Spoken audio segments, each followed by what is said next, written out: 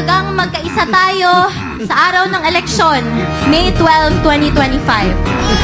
Mag-vote straight tayo at mag-block vote tayo upang mahirapan silang mandaya.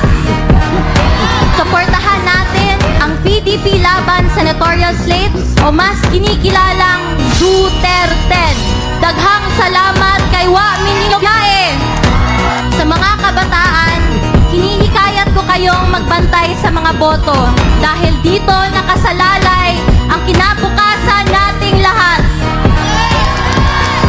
God save the Philippines.